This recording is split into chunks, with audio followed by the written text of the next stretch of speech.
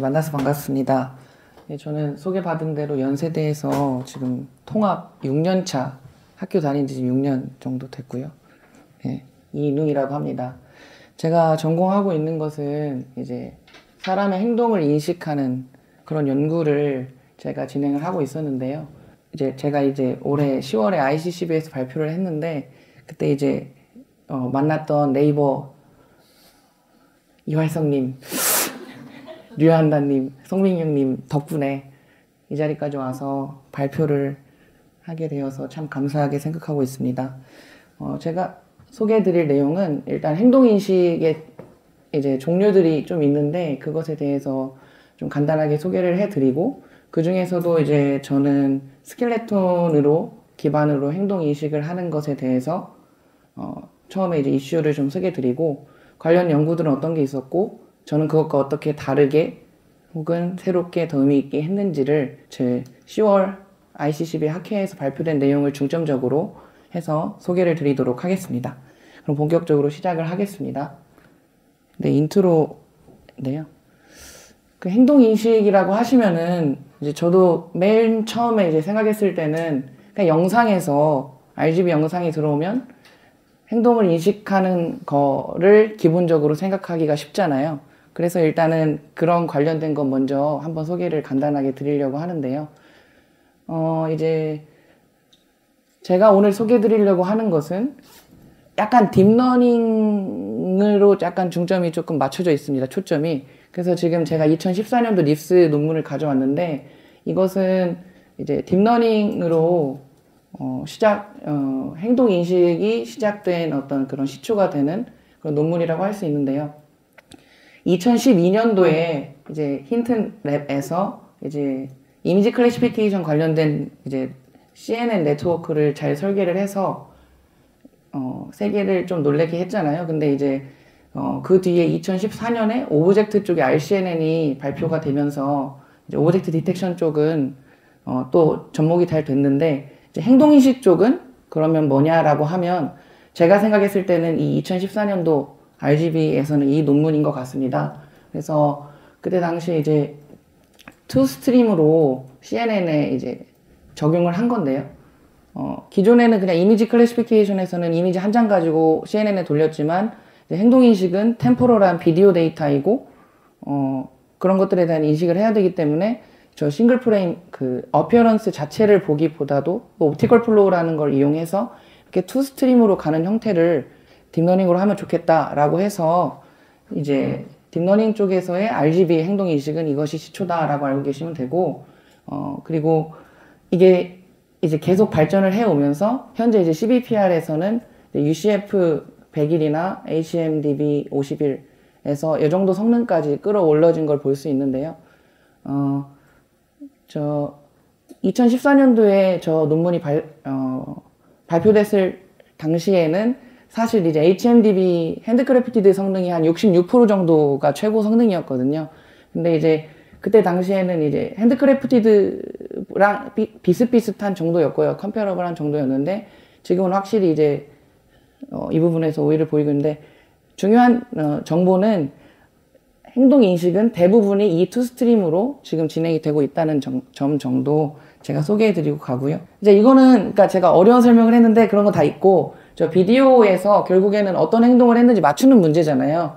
근데 이렇게 맞춰버리면 얘가 맞추기는 했는데 어떠한 걸 근거로 했는지 딥러닝이 알 수 없듯이 전혀 알 수가 없는데 그렇기 때문에 만약에 이렇게 사람의 행동을 인식할 때 이런 컨텍스트 정보들을 활용을 한다면 얘가 행동을 맞췄을 때 그 원인이 어떤 컨텍스트를 기반으로 만들어졌는지 알 수 있기 때문에 그런 중간 단계들을 통해서 성능도 더 올릴 수 있고 분석도 더 잘 될 수 있으리라고 판단을 해서 저희는 행동인식을 RGB에서 바로 하기보다도 이와 같은 스켈레톤을 기반으로 하는 것을 저희가 했는데 이거는 2D RGB에서 2D 스켈레톤을 뽑은 오픈포즈라는 오픈 소스들이 있습니다. 그럼 이용하면 이런 것들은 쉽게 뽑을 수가 있고요.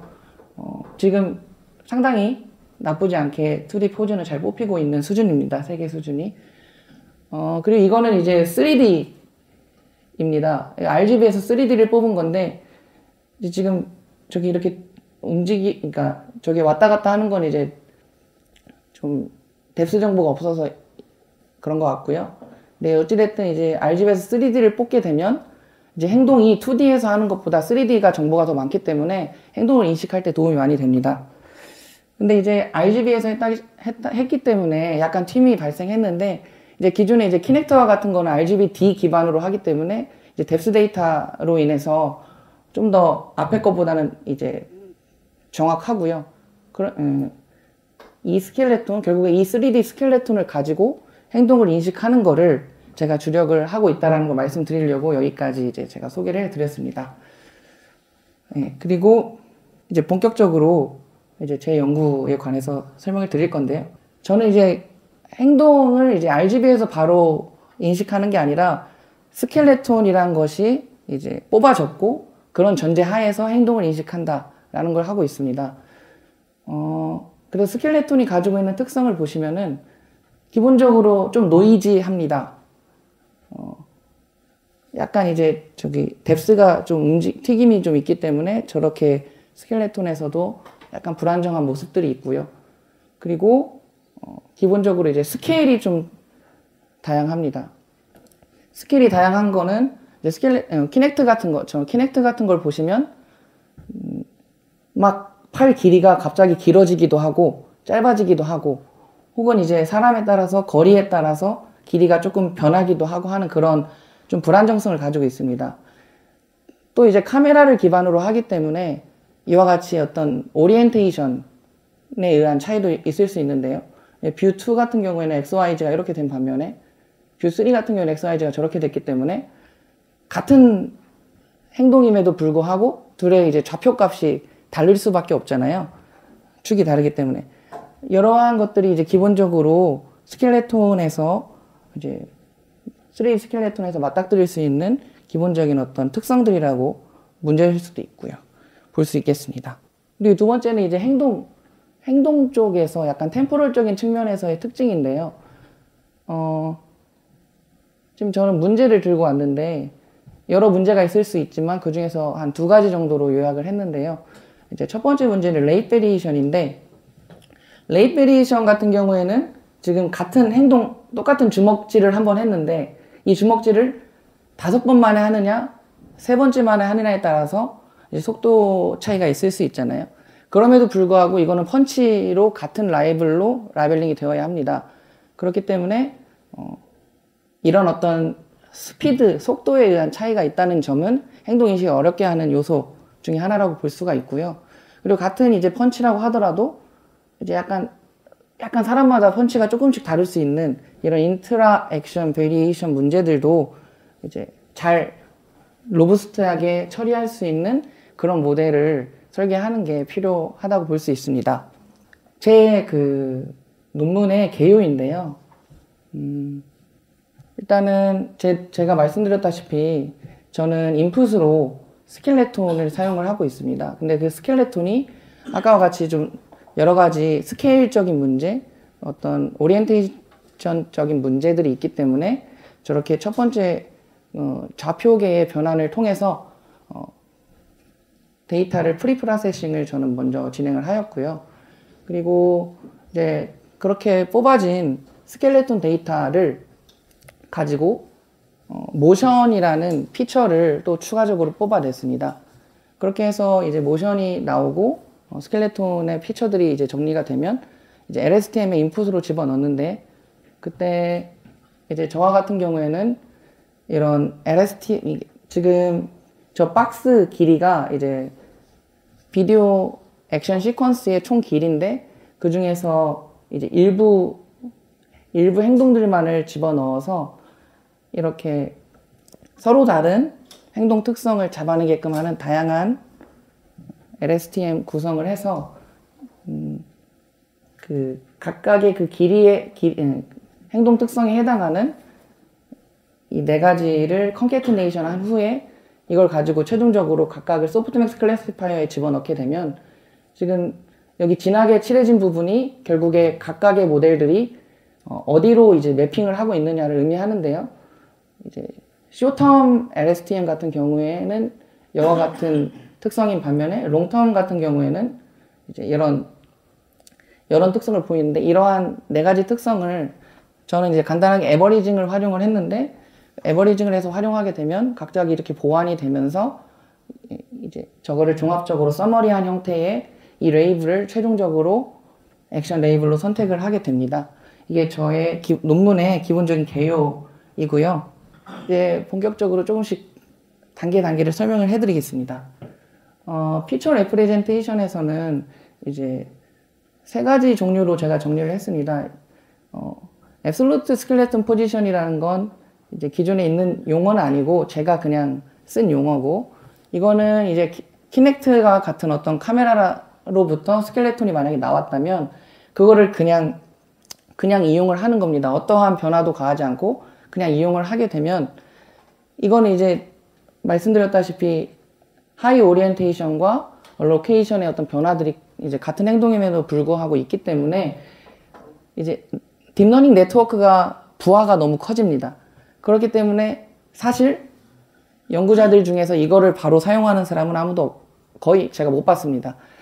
그리고 이제 두 번째로는 저와 같은 거를 좀 커버하기 위해서 많은 사람들이 사용하는 건 이제 렐러티브한 스켈레톤 포지션이라고 하는데, 이거는 이제 어떤 중심 조인트 좌표 관절을 이렇게 하나를 선택을 하고 이걸로부터 다른 관절들이 어떠한 관계에 있는지를 보기 때문에 이걸 매 프레임마다 돌리기 때문에 사실 이제 사람의 모양을 알기가 이제 일관성이 있고, 기존에 있는 앱솔루트 스켈레톤 포지션보다는 더 일관성이 있고 베리에이션도 되게 적어집니다.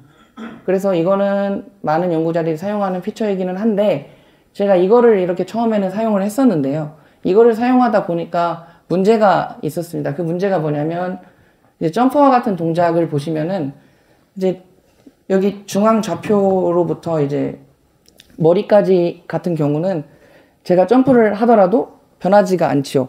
그러니까 사람의 모양이 아무리 점프를 해도 이 동작에 대해서는 이 피처는 좀 변화가 없기 때문에 인식에 이제 인풋으로 사용하기가 어려웠습니다. 그래서 이제 어떻게 했냐면, 이제 이치 프레임마다 변화를 하기 때문에 프레임에서 프레임 간의 변화가 반영이 안 되는구나 해서 이니셜 프레임을 레퍼런스로 사용을 했습니다.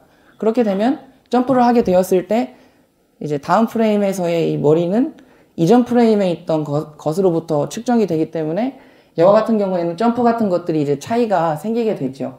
그래서 이제 이와 같은 경우에는 오리엔테이션도 이제 줄이고 베리에이션도 줄일 수 있는 반면에 이런 무브먼트에 대해서도 유지가 될 수 있는 장점이 있어서 저와 같은 제 변화는 이런 걸 중점으로 했는데, 이제 이게 되게 중요했습니다. 그 성능 입장에서 되게 중요했는데 이걸 저만 쓴 건 아니더라고요. 저만 쓴 건 아니고 최근에 이제 패턴 레코그니션이라는 논문지에 8월에 출판된 논문도 이런 이니셜 프레임이라는 얘기를 하면서 그분도 얘기를 해서 이제 제가 이제 이거는 이제 강조점 정도로 이제 하고 이제 알아두시면 좋을 것 같습니다. LSTM 돌리려고 슬라이딩 윈도우 할 때마다 그때 이니셜 프레임을 잡는 건지, 슬라이딩마다 이니셜 프레임인지, 비디오 입력 시퀀스. 이 입력 시퀀스의 첫 번째 프레임으로 하고 슬라이딩마다는 아닙니다. 근데 이 입력 시퀀스, 그러니까 행동 인식이 이제 지금 저는 트림드 데이터를 기반으로 하고 있거든요. 원래는 이제 언트림드 데이터라고 해서 쫙 있는데 거기에서 행동의 시작과 끝, 그리고 무슨 행동인지까지 보는데 이건 더 단순한 문제죠. 이미 시작과 끝은 우리가 찾아놨고 거기에서 무슨 행동인지만 맞춰라 라는 문제인데, 그 끊어진 트림드 데이터들의 첫 번째 프레임으로 이제 하게 되는 겁니다. 트림드 데이터의 비디오 길이는 다 다르죠? 네, 다 다릅니다. 그래서 그건 이제 맥시멈 길이를 기반으로 앞에를 좀 페이딩을 해가지고 밀어서 끝에서 오른쪽으로 밀어가지고 처리를 합니다. 그래서 앞에 있는 것에 이제 구체적인 내용인데요. 그럼 오리엔테이션 얼라이먼트를 어떻게 했느냐? 이렇게 지금 걷기 동작이라고 하면 스켈레톤이 초록색은 저쪽으로 걷고 빨간색은 저쪽으로 걷고 있는데 이게 다 걷기거든요. 근데 좌표계로 이제 기계가 볼 때는 좌표가 그냥 이렇게 움직이고 있으니까 어렵잖아요. 그래서 이제 이거를 이렇게 같은 행동으로 매핑을 시키는데, 어떻게 했냐면, 이니셜 프레임에, 그, 버티컬한 방향. 사람의, 그러니까, 스켈레톤의 윗방향으로 Y축을 설정을 하고, 그리고, 여기 이니셜 스켈레톤의 이제 왼쪽 방향에 있는 이 조인트 좌표, 그러니까 힙 센터와 왼쪽 골반에 있는 거를 벡터를 가지고 이제 그 벡터가 나오면 그 벡터랑 이 위로 향하는 벡터를 그램-슈미츠 오소노멀라이제이션을 통해서 90도로 하고요. 그거에 이제 크로스 프로덕트를 하게 되면 지축이 나오거든요. 그렇게 해서 그런 XYG를 만들면 그에 따라서 이니셜 스켈레톤을 기준으로 맞춰주면 이제 두 개가 다 이런 식으로 정렬이 되게 됩니다. 그래서 이렇게 되게 되면 이제 이니셜 스켈레톤 기반으로 했기 때문에 여기 retains temporal relation을 유지한다라고 했는데 그게 이제 아까 점프와 같은 동작을 생각하시면 되고 기본적으로 베리에이션도 줄어들어서 행동을 인식할 때 도움이 됩니다. 저 앞에와 같은 그러니까 좌표계 변환을 수행하고 나서 이제 그거를 가지고 이제 모션 피처를 뽑아내는데 이거는 간단한 개념으로 그냥 두 개의 프레임 사이에 있는 조인트 좌표의 차이를 구하는 것입니다. 그래서 보시면 이건 그냥 그림일 뿐이고요. 그 차이는 이제 여러 가지가 될 수 있습니다. 한 프레임 차이가 될 수도 있고, 세 프레임이 될 수도 있고, 5프레임이 될 수도 있습니다. 구체적인 이야기는 뒤에서 더 하도록 하겠습니다. 그러니까 피처 레프레젠테이션은 여기로 이제 종료가 됐는데, 저는 이제 앞에서 얘기한 그 스켈레톤의 좌표를 이용하기도 하고, 그걸 포즈 피처라고 합니다. 그리고 이와 같은 스켈레톤의 움직임을 기반으로 한 모션 피처를 사용을 했습니다. 이거는 이제 그냥 제가 생각했을 때, 그러니까 사람이 이제 행동을 인식할 때 포즈를 보기도 하고, 그냥 그 형체를 보기도 하고, 움직임을 보기도 한다라는 것에서 그냥 직관을 따라서 설계를 한 거였고요. 제가 이거를 만들 당시에는 RGB 기반의 행동 인식을 논문들을 보지 않았던 터인데, 그래서 그 RGB 기반에서도 보니까 이제 옵티컬 플로우랑 그 스냅샷의 그냥 모양이랑 해서 같이 투 스트림으로 쓴다는 걸 나중에 알게 됐을 때, 아, 비슷하구나, 라는 거를 제가 그러니까 최근은 아니고 아무튼 몇 년 전에 알게 됐고요. 그래서 결국에 저도 모션 피처나 스켈레톤 포지션 두 가지를 같이 사용하고 있는 거라고 보시면 되겠습니다. 이제 행동인식 모델링에 관련된 조금 기존의 워크들을 알려드리겠습니다. 이건 딥러닝은 아니고요. 2012년도 CBPR 논문인데, 기존에 그러면 템포럴 데이터를 처리를 어떻게 했느냐라고 보면, 이런 템포럴 피라미드 형태로, 푸리에 템포럴 피라미드 형태로 데이터를 쪼개서 처리를 했다는 겁니다. 그냥 저 맨 위에 있는 게 글로벌하게 처음부터 끝에, 트림드 데이터의 처음부터 끝에까지 이를 가지고 어떤 피처를 썸머리 하는 게 이 히스토그램이 되겠죠. 근데 그거를 두 단계로 나누어서 앞에 부분의 시퀀스에 대해서 히스토그램을 정리하고 뒤에 부분을 히스토그램을 정리하고 하면은 이 각각의 변화들이 글로벌하게 본 것보다는 두 개로 쪼개서 본 것이 각각의 특성들이 더 드러나기가 좋겠죠. 그걸 더 쪼개면 그 세부적인 특성들이 더 좋아지겠죠. 그래서 결국에 이런 단계를 쪼개므로 인해서 템포럴적인 차이들을 반영하는 형태로 12년도에 이분이 이제 프리의 템포럴 피라미드라는 걸 개발을 해서 했고, 이제 그거를 최종적으로 이런 피처들을 풀링한다는 거는 이제 약간의 피처를 약간 컴프레션 해가지고 최종적으로 SVM에 넣어서 진행을 했었던 연구입니다.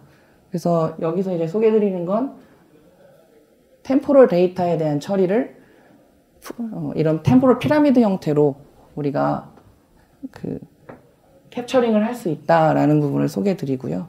그리고 또 어떤 식으로 데이터를 처리할 수 있냐면, 이건 2014년도의 논문인데, 이때 당시에도 스켈레톤 기반 행동 인식에는 딥러닝 논문이 안 나왔던 시절입니다.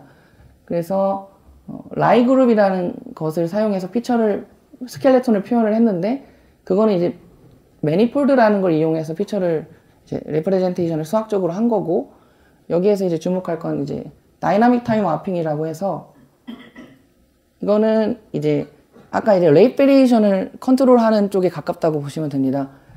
행동의 속도가 서로 다를 수 있기 때문에 싱크가 둘이 안 맞을 수 있죠. 행동들마다.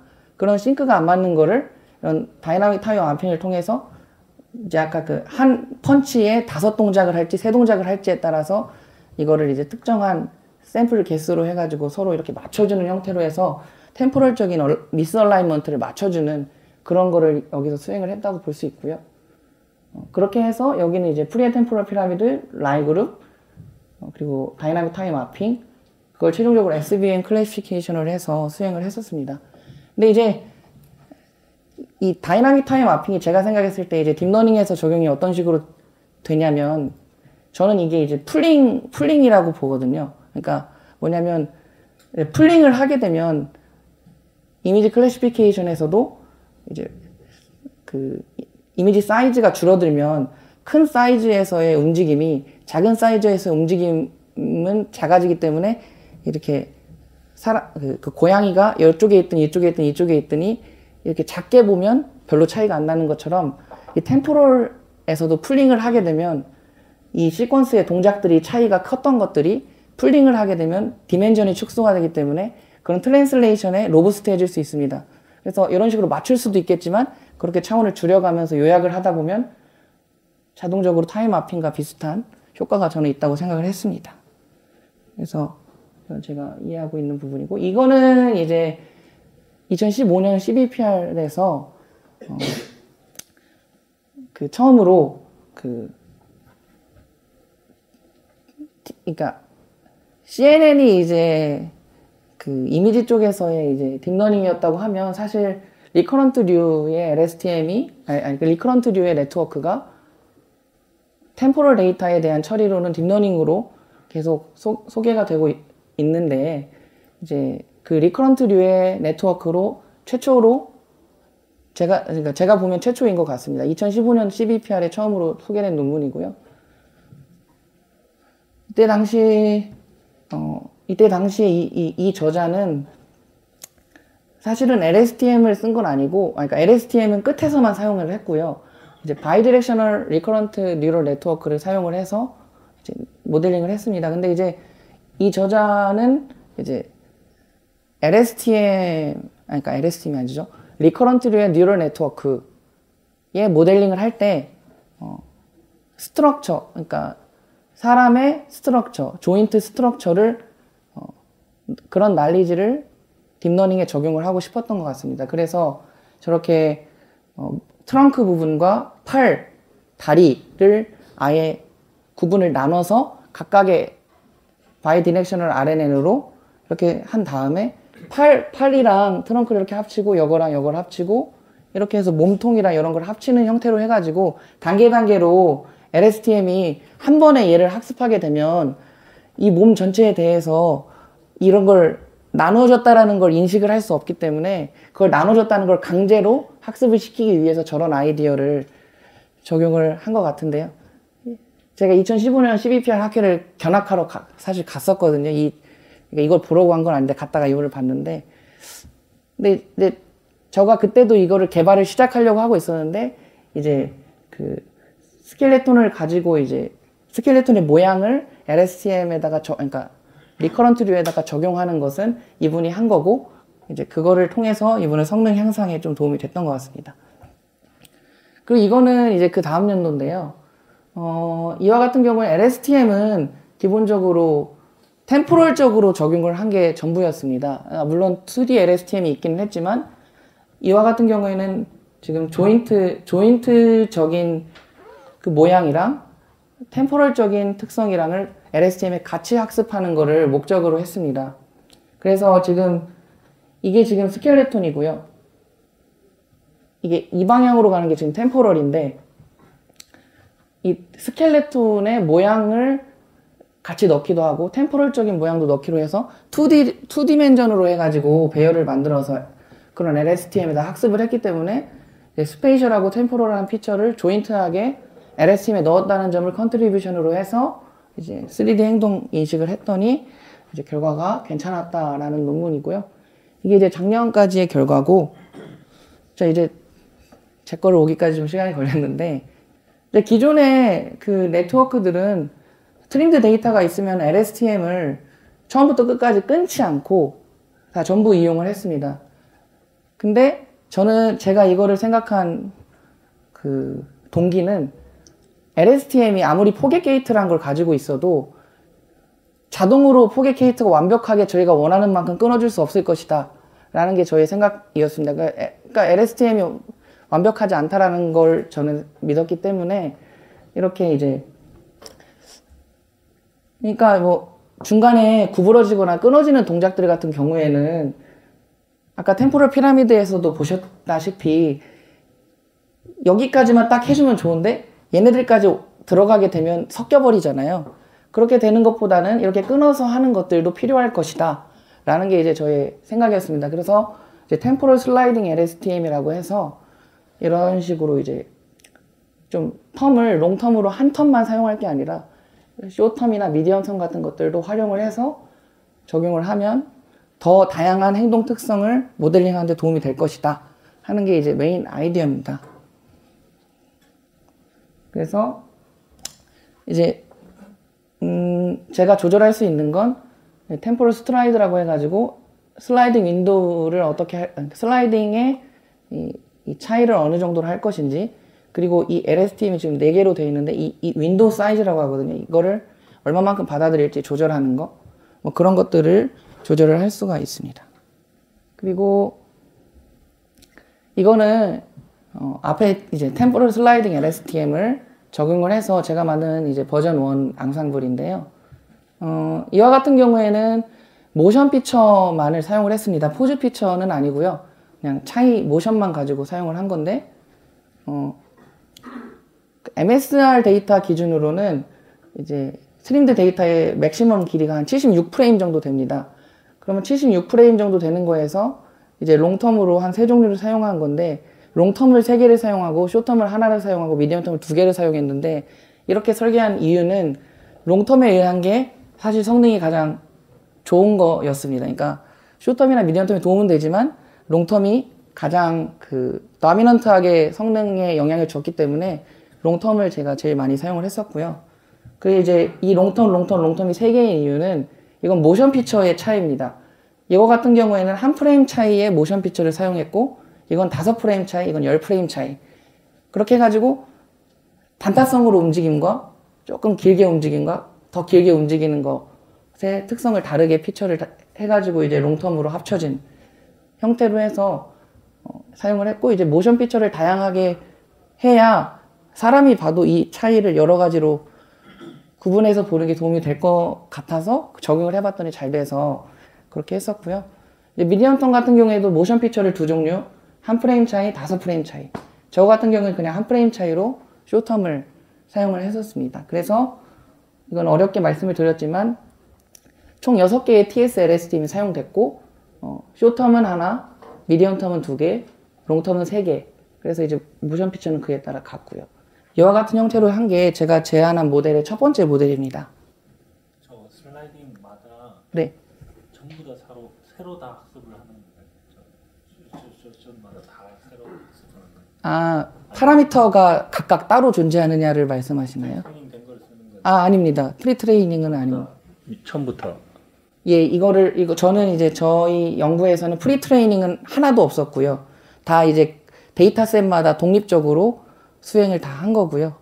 그리고 그러면 네, 그러면 정보가 사실 숏 같으면 굉장히 짧은 구간만 보는 거잖아요. 예, 맞습니다. 근데 수렴이 돼요. 학습이 돼요. 데이터가 별로 많지 않을 것 같아요. 네, 수렴에는 문제가 없었습니다. 수렴에는 문제가 없었습니다. 제가 궁금한 거는 이런 문제에서는 바이가 성능이 떨어지는지 아니면은 유지가 되는지가 궁금하거든요. 같은 파라미터 수를 유지했을 때. 예. 명확하잖아요. 이제 NLP 문제에서는 뒤에서 수식하거나 이런 뒤에서 받을 정보가 있기 때문에 예. 성능이 올라가는 게 명확한데, 물리 세계에서는 뒤가 앞에 걸 뭔가 영향을 주기가 어려우니까 이런 쪽에서 바이가 성능이 올라가는지 안 올라가는지가 궁금해가지고. 제가 이해한 바에 의하면 예. 이제 바이 디렉셔널이 기본적인 원 디렉셔널에 비해서 네.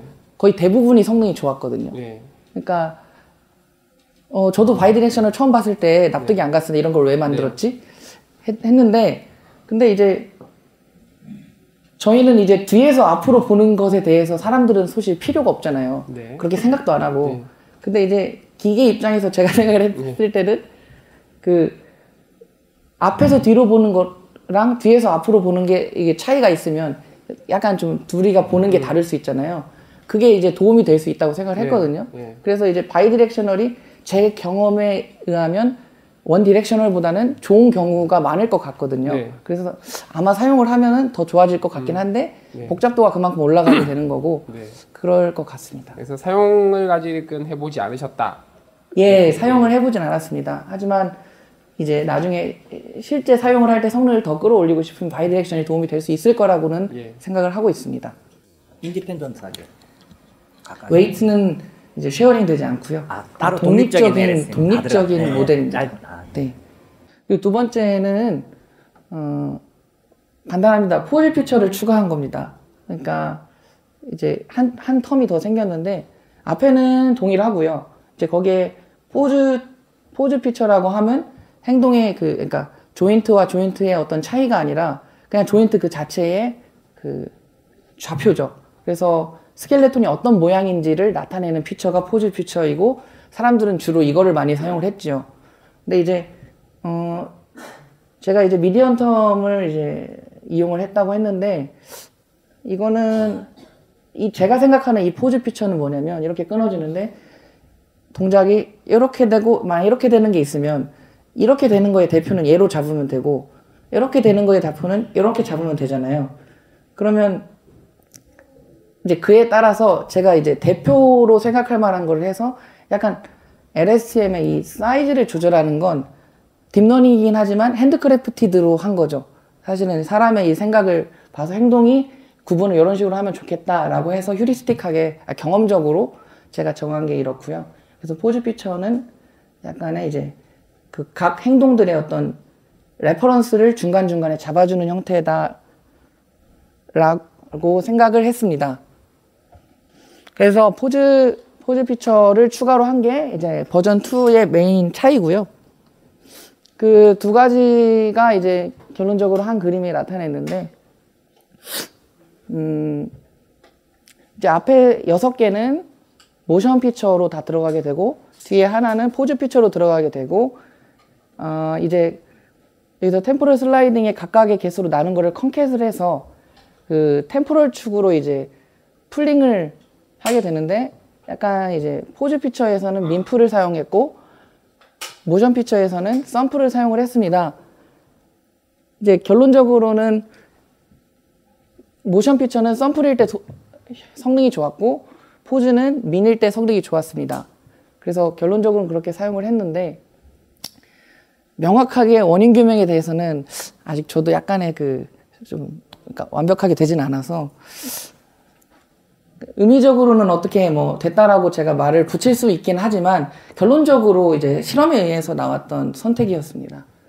그리고 드랍아웃은 한 0.4 정도로 해가지고 사용을 했고요. 드랍아웃은 되게 도움이 많이 됐습니다. 드랍아웃 기본적으로 사용하는 건. 그래서 이렇게 앙상블 버전 1과 2로 해서 저는 최종 제안을 했습니다. 그래서 데이터셋을 제가 이제 논문에 넣은 건 5개 정도 되는데요. 지금 여기는 한 2가지 정도만 들고 왔습니다. MSR 액션 3D는 좀 쉽다라고 평가는 받는데 어쨌든 와이들리하게 사용되던 데이터셋이고 액션은 20가지가 있는데 10명의 실험자가 2번에서 3번 정도 행동을 반복한, 그러니까 2번에서 3번 정도 반복했다는 게 같은 행동을 반복했다는 게 아니라 트린드 데이터가 2개 혹은 3개 정도 된다는 거고요. 시퀀스가. 그리고 UCLA 같은 경우에는 멀티뷰입니다. 그래서 3가지의 키넥트 같은 걸 사용을 해서 각각의 이제 뷰에 따라서 되게 되고 행동은 10가지 정도 되고 실험자 10명에 한 번에서 6번 정도를 반복하고 있습니다.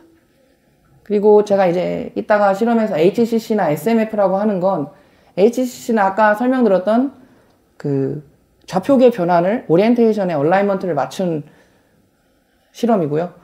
이제 SMF는 모션 피처를 스켈레톤 그 조인트 포지션이 아니라 모션 피처를 사용했을 때 이 SMF를 보시면 됩니다. 그래서 결과는 20개의 액션을 8개의 액션 셋으로 구성을 한 게 이제 액션 셋 1, 2, 3입니다. 에버리지를 보시면 되고요. 이제 아까 HBRNN이라고 되어 있는 이게 이제 2015년 CBPR이고 아까 ECCB 2016이 이 스페이시오 템포럴 LSTM 결과인데요. 그것에 비해서 한 2에서 3% 정도 최종적으로 네, 올랐다는 걸 확인할 수 있고 여기 처음에 있는 LSTM 같은 경우에는 그냥 LSTM에다가 스켈레톤 그 로우 피처 그대로 사용하면 이 정도까지 그러니까 이 정도까지 되게 되고요. 거기에서 이제 로우 스켈레톤이 아니라 이제 코어 좌표계를 변환을 하면 이제 얼라이먼트가 됨으로 인해서 LSTM이 더 학습하기가 좋아져서 성능이 좋아지고요. 그리고 거기에 이제 모션 피처를 사용하게 되면 행동을 인식할 때 모션 피처가 상당한 향상폭이 있습니다. 그래서 행동 인식할 때 그만큼 모션을 가지고 인식하는 게 중요하다는 걸 알 수 있고 이제 다양한 템포럴 특성을 활용하면 최종적으로 여기까지 끌어올릴 수 있다. DB 액션 수는 딥 액션 수요. 아, 예. 이 MSR은 아까 20 액션인데요. 거기에서 이제 각각은 8개씩으로 구성되어 있습니다. 그러니까 그 프로토콜이 20개에서 8개 묶음으로 실험을 위해서 액션셋 1, 2, 3에 했습니다. 그래서 8개라고 보시면 됩니다. 이거는. 이제 그리고 여기엔 소개 안 됐는데 지금 이제 스켈레톤에서 액션이 60개짜리가 그래도 제가 볼 때 제일 크거든요. NTU 데이터셋이라고 있는데 그 데이터셋은 인밸리드한 데이터도 많고 그래서 지금 이 논문을 지금 제가 확장하고 있거든요. 그래서 저자들마다 막 인밸리드한 걸 제거한 게 서로 다 다를 수 있는데 그것이 구체적으로 언급이 안 돼 있어서 제가 이제 이번에 확실하게 그런 것들을 명시해서 웹에다 올리면서 하려고 NTU 데이터는 지금 진행을 하고 있습니다. 근데 그 60클래스 정도 됩니다. 그리고 한 5만 개 정도 시퀀스가 됩니다. 5만 개 이상. 네. 20개 중에 일부의 셋을 골라서 3개의 셋으로 그러니까 만들었다. 네. 왜 그렇게 만들어서 그런 프로토콜로 실험을 하게 됐는지 전체 그냥 20개에서 하는 게 이게 어렵기 때문에 그렇게 된 건지 이게 몇 년도 논문인지 모르겠는데 꽤 오래된 논문에서 그렇게 처음에 프로토콜을 설계해서 했었거든요. 근데 이제 사실 제가 그거에 대해서 명확한 이유에 대해서 들어본 적은 없는데요. 근데 나름 사람이 생각했을 때 뭔가 그 20개를 다 보면은 비교하기가 힘드니까 8개로 줄여서 나름 이제 실험 그 조작을 좀 그러니까 구성을 다르게 하면 이 차이를 보기가 더 편하잖아요. 예, 그러니까 무슨 얘기냐면 약간 행동의 20개 중에서 비교하고 싶은 8개씩을 쪼갠 것 같거든요. 자기가 판단하고 싶을 때. 그래서 그 약간 이제 안에서 보면은 좀 볼 점들이 있기는 합니다. 아, 근데 명확하게 이것 때문에 나눴다라고 하긴 좀 애매한 부분이 있긴 한데 제 생각에는 보기에 더 분석하기에 간단하게 되잖아요. 그래서 그렇게 쪼갠 것 같습니다. 실제 이제 우리가 만약에 저런 어떤 걸 가지고 뭔가 프로덕트를 만들거나 뭐 이렇게 한다면 우리가 가지고 있는 모든 데이터셋을 가지고 이제 실험에서 성능을 내는 게 제일 그래도 그 알고리즘에 대한 체감하는 성능이 다고 보시지 않으신가요? 만약에 그러니까 실험할 때는 이제 저렇게 하지만은 실제 저걸로 뭔가를 만들려고 할 때는 그냥 합쳐서도 실험하고 뭐 그렇게 해야 돼요. 예, 그래서 그러니까 20 액션에 대해서도 실험한 그 흐름이 있습니다. 네, 있는데 저 개발하는 입장에서 그거를 안 해도 괜찮기 때문에 알겠습니다. 그래서 안 넣기는 한데요. 사실 이제 MSR 데이터는 앞으로는 안 넣을 것 같습니다. 그러니까 세츄레이션을 별로 안 오르는 나머지 사람들이 안 넣더라고요. 근데 이제 제가 거의 마지막으로 넣을 것 같은데 넣은 것 같은데 어찌됐든 네, 그런 네 20 액션도 하게 되고요. 예. 이 UCLA 데이터는 이제 멀티뷰인데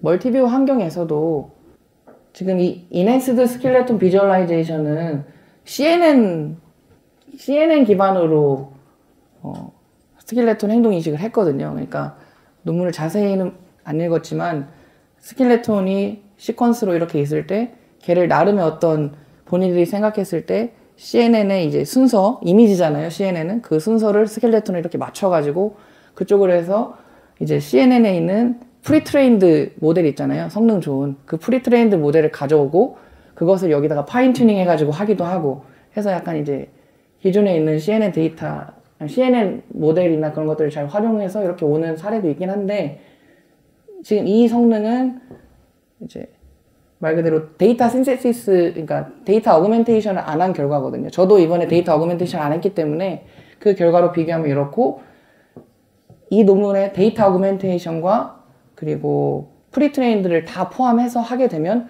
제가 기억했을 땐 90인가 90% 정도인가 91% 정도가 됐었습니다. 근데 이제 그거는 결과 이렇고요. 그리고 여기에 들어가지 않은 멀티뷰 데이터 중에 도전적인 게 UWA 데이터가 있는데 그거는 이 논문 같은 경우에는 데이터 어그멘테이션이나 프리트레이닝을 하고 파인튜닝을 했음에도 불구하고 73% 정도 되는데 반해 저희 버전 2가 75% 정도 되거든요. 그러니까 사실 지금 이제 제가 제안한 5개 중에서 UWA의 경우에는 현재 제 거의 성능이 세계 최고라고 할 수 있고요. 근데 이제 UCLA 같은 경우에는 이게 이제 다 포함하면 물론 저는 데이터 신세시스를 하진 않았지만 얘가 그래도 최고급이라고 할 수 있습니다. 근데 그러한 정도로 봐주시면 되겠습니다. 근데 이제 애널리시스를 좀 제가 소개를 해드리겠는데 이게 이제 아까 액션셋이 3가지가 있었는데 그 중에 첫 번째 액션셋의 구성이 호라이전털 암 웨이브라고 하면 약간 이런 팔을 이렇게 옆으로 이렇게 움직이는 거고 해머는 이렇게 해머를 이렇게 때리는 약간 이런 형태고 포워드 펀치는 이런 거고요. 그리고 하이스로우는 이렇게 뭔가 그 배드민턴 치 하듯이 던지듯이 이렇게 하는 거고 핸드크랩 박수하는 부분이고 밴드는 구부리는 거랑 테니스 서브는 이렇게 하는 거랑 이거군요. 그리고 이제 픽업 앤 스로우는 접고 이렇게 스로우 던지는 거. 근데 이제 기본적으로 잘 나왔지만 보면은 밴드와 픽업 앤 스로우가 서로 중복되는 그 행동이 있거든요. 그러니까 밴드는 이렇게 땅에서 짚는 거고 픽업 앤 스로우는 집어서 던지는 거거든요. 그래서 사실 그리고 이제 하이스로우도 있는데 하이스로우는 안 갔고요, 저는. 근데 이제 CBPR 2015의 컴퓨전 매트릭스를 보면 아까 그 하이라키컬 모델로 한 그 모델은 밴드나 하이스로우로 이렇게 상당히 오블류가 가 있습니다. 그게 그럴 수밖에 없는 이유가 픽업 앤 스로우랑 밴드랑 하이스로우는 유사한 부분이 있잖아요. 근데 이제 기존은 롱텀으로 그대로 갔으니까 그걸 잘 못 본 반면에 이제 저는 이제 좀 끊어지는 것들이 있으니까 이런 것들을 구분할 때 확실히 제가 이거 올리려고 사실 개발한 거예요. 그렇습니다. 실제로. 그래서 실제로 이 부분이 올라서 걔를 이길 수 있었고요. 예, 그래서 이 부분은 그런데 이제 그게 이제 피처로 드러나는 게 이게 소프트맥스 0, 1, 2가 아까 이제 앙상블에서 이제 쇼텀과 미디엄텀과 롱텀의 그 아웃풋에 있는 소프트맥스의 값들을 보는 건데 이게 중앙에 있는 값이 높아지면 높아질수록 다이아고널 값이 높아지면 높아질수록 좋은 건데 보시면은 지금 0.89, 0.84, 그 0.60이요. 그래서 이 롱텀이 전반적으로 다이아고널 텀이 다 높습니다. 그러니까 제가 아까 말씀드렸다시피 롱텀으로 하는 게 성능이 좋았어서 기본적으로 성능이 좋았어서 롱텀을 많이 썼다고 말씀드렸죠. 근데 기본적으로 롱텀이 좋습니다. 이 결과를 보시면. 그런데 왜 쇼텀 미디엄 텀이냐? 그러면 사실 여기에서도 얘가 좀 더 좋기는 합니다. 근데 지금 밴드로 오블리오할 게 0.2 정도 값이 나오고 여기 0.14, 저기 0.13입니다. 그러니까 지금 밴드가 사실 롱텀보다 미디엄 텀이나 쇼텀이 오블류가 더 적어지는 거죠. 그래서 얘네들을 다 합쳐서 계산을 하게 되면 저 이제 위크니스 컴펜세이션이라고 했는데 롱텀에 의한 어떤 그 세부적인 그 행동의 차이들이 드러나지 않는 것들이 이 쇼텀이나 미디엄 텀으로 드러나기 때문에 이제 효과가 있었다라고 보고 그거를 이제 결과로 제가 사용을 했습니다. 거의 내용은 다 이제 설명을 드렸고요. 이거는 이제 실제로 저희가 이제 과제를 진행하면서 실제 적용을 한번 해본 건데요.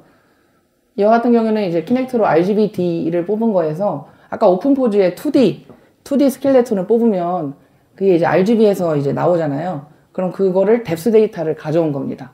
그렇게 해서 3D 스켈레톤을 구성을 했고, 그러니까 이거 키넥트 스켈레톤은 아니고요.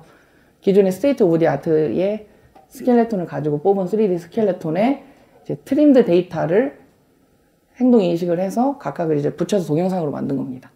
그래서 뭐 나쁘지 않다, 성능이 나쁘지 않다를 제가 보여드리려고 그냥 소개를, 그리고 이런 식으로 적용을 할 수 있다 보여드리려고 제가 가져와 봤고요. 그리고 이제 마지막으로 여러분께 드릴 거는 이제 좀 리메이닝 이슈입니다. 그래서 지금 첫 번째로는 이제 스켈레톤 베이스드 액션 레코그니션에서 네트워크 디자인을 추가로 하는 거. 그러니까 사실 제가 아까 그 조금 경험적으로 모델을 설계한 감이 있는데, 그게 이제 경험적인 걸 떠나서 진짜 그 파라미터 이밸류에이션이나 그런 걸 통해서 네트워크 설계를 할 수 있을 것 같았거든요. 그래서 지금 이 내용으로 제가 저널 버전으로 확장을 위해서 지금 제가 준비를 하고 있고요. 그래서 네트워크를 이제 버전 3랑 버전 4가 개념적으로 나왔습니다. 실험적으로 하고 있고, 그거를 지금 개발하는 게 하나 추가적으로 있고요. 그러니까 모델을 더 하는 부분들이 남아있다. 그리고 두 번째는 제가 지금까지 트림드 데이터에 대해서 설명을 드렸습니다. 트림드 데이터는 가장 쉽기 때문에 연구자들이 가장 많이 하고 있습니다. 스켈레톤 쪽에서. 근데 이제 언트림드 데이터에 대한 연구가 있는데, 이거는 스켈레톤의 로컬라이제이션 문제가 추가된 겁니다. 그래서 어디서 시작하고 어디서 끝나고 그게 무슨 행동인지 보는 거고, 이것 또한 저희 연구실에서 같이 연구를 하고 있습니다. 그리고 휴먼 포즈 에스티메이션인데요. 저희 연구는 RGB를 바로 이용하는 게 아니라 RGB에서 컨텍스트를 뽑아서 하는 연구이기 때문에 기본적으로 스켈레톤을 잘 뽑는 게 중요합니다. 그래서 이제 2D or 3D 스켈레톤을 RGB로부터 뽑는 연구를 하는데, 저희는 이제 3D 스켈레톤 쪽에 주력을 하고 있습니다. 2D는 어느 정도 잘 된다라고 보고 있고요. 하지만 2D도 남아있긴 하지만 저희는 이제 3D 스켈레톤 추출에 관한 연구가 또 할 수가 있겠다라고 보고, 그리고 행동 인식에서 이제 다른 쪽이 어디냐면 휴먼 오브젝트 인터랙션이라고 있습니다. 그러니까 지금까지 저는 그냥 스켈레톤이라는 사람 하나만 보고 했지만, 실제 행동을 하다 보면은 칼을 휘두를 수도 있고, 뭔가 오브젝트와 사람 간의 행동이 오브젝트를 봐야만 행동을 인식하는 경우가 있을 건데, 그런 것들까지도 인터랙션을 보는 연구가 실제로 진행이 되고 있고, 이 방향으로 저는 또한 추가적으로 연구하려고 하고 있습니다. 그게 이제 애플리케이션적으로는 액션 비디오 퀘스천 앤서링으로 연결이 될 수 있을 것 같고요. 그리고 마지막으로는 이제 멀티플 펄슨인데, 지금까지 이제 저희가 사용한 데이터셋의 대다수는 한 명의 케이스가 대다수고 두 명의 케이스가 있기는 한데 크지 않습니다. 근데 이제 멀티플 펄슨의 사람들 간의 인터랙션을 보는 연구도 또 진행될 수 있다라는 부분으로 행동인식 관련된 전반적인 소개를 마쳐드렸고요. 예, 제 발표는 여기까지고, 혹시 질문 있으신가요? 예. 네, 제가 지금 듣기로는 숏텀에 LSTM을 여러 개 써가지고 이제 짧은 구간 안에 정보를 학습하잖아요. 그 과정에서 지금 약간 제 생각에 다 파라미터들이 독립적으로 트레인되니까 좀 리던던트한 정보가 많이 들어갈 것 같거든요. 혹시 그런 부분에 대한 고려를 좀 계획하고 계신지. 리던던트, 그러니까 좀 겹치는 약간 정보들이 많이 들어갈 것 같거든요. 그러니까 서로가 다른 특성을 학습을 해야 되는데, 그렇죠. 예. 똑같이 코 어댑테이션을 네. 해서 그런 리던던시가 발생할 수 있다라는 말씀이시죠? 네. 근데 그거를 어떻게 좀, 극복하려고 하는 노력이 있는지 질문을 하신 있으신지. 건가요? 네.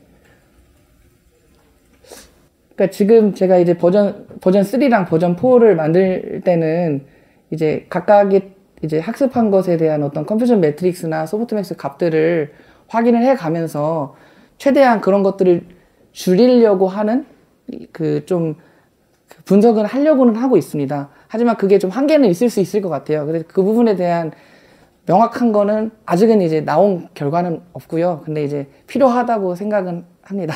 예. 질문이 더 없으시면은 저 여기서 그러면 발표를 마치도록 하겠습니다. 감사합니다.